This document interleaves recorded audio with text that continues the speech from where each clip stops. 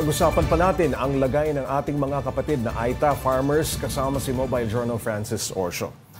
Francis, sabi nga ng pag-asa na decaying stage na itong El Nino. Pero yung mga Aita, iniisip nila na hindi pa magtatapos yung kanilang pagkalugi at mahirapan pa sila.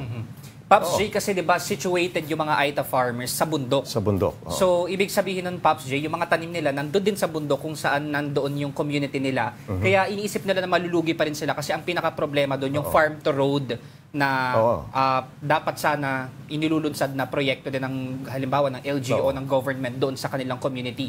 Ang mahirap doon, Pops J, kapag halimbawa nagtanim sila at nag-anihan na, mahirap naman ibaba yung mga yung pagbebenta naman, no? Yung mga naani nila kasi wala silang yung mga makinarya halimbawa sasakyan tapos hindi pa ganun kasementado yung mga daan doon sa bundok. Ibig sabihin mga lupain pa yon, tapos mahirapan din kahit yung mga sasakyan na umakyat doon sa bundok. Kaya yun yung mahirap sa kanila na ibaba doon sa merkado or sa mga market kahit doon sa local market sa kanila.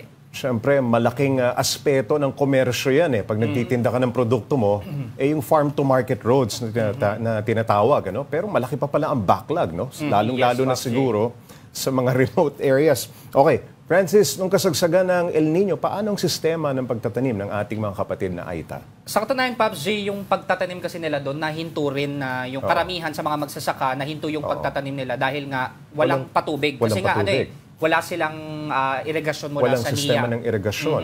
At umaasa lang talaga sila sa tubig ulan kasi mga rain-fed yung mga tanim nila doon. Kaya nitong El Nino, talagang maraming mga magsasaka yung naapektuhan nito. Bukod sa hindi nakapagtanim yung iba naman na nakapagtanim ng mga early 2024 na nalugi din kasi nga kinulang naman sa tubig ulan, hindi nadiligan yung mga tanim nila kaya naapektuhan nila yung ani, yung kalidad ng mga tinatanim nila. Tuyong-tuyo ang lupa. Okay, speaking of pagkalugi, yung 20,000 pesos na kanilang puhunan, magkano ang nalugi sa kanila doon?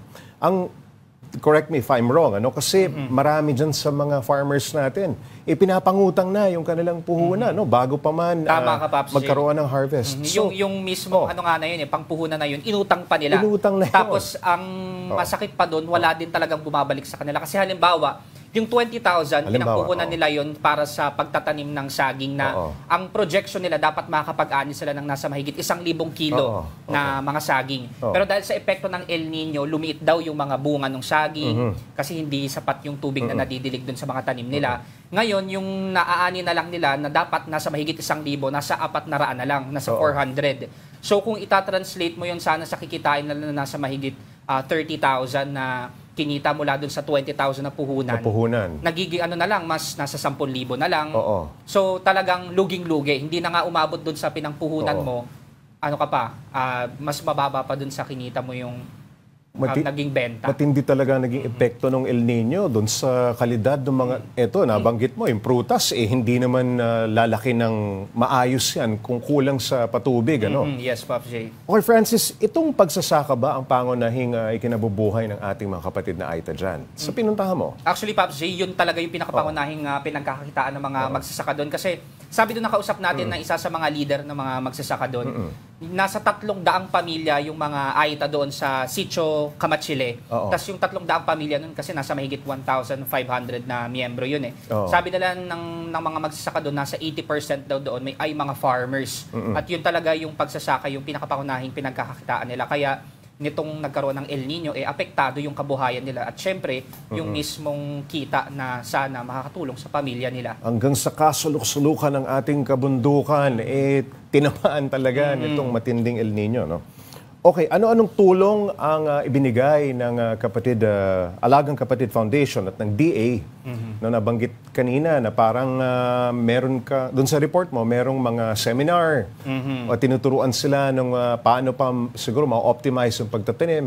Ano pa yung mga tulong na natanggap nila? Pops G, bukod dun sa training program na inilunsad nga ng DA, kasi nga dahil ang pangunahing pinagkakitaan doon ay pagsasaka, binigyan na rin ng pagkakataon ng DA na maturuan yung mga magsasaka doon kung ano pa yung ibang alternative, halimbawa na pwede na lang itanim, tapos namigay din nga sila ng mga binhi or ng mga hybrid seeds na pwede nilang gamitin para halimbawa yung mga pwedeng maging yung mga seeds na yon kayang labanan yung halimbawa epekto ng El Nino, Yes, mga ganun. Pero aside doon, Pops J, ayun nga namigay yung Alagang Kapatid din in partnership din sa The Church of Jesus Christ of the Latter-day Saints. Namigay din sila ng mga bigas, ng mga sanitary or hygiene kits na ayun, para doon din sa mga kapatid nating mga magsasakang kainta. Alright, maraming salamat. Mobile Journal, Francis Orsio.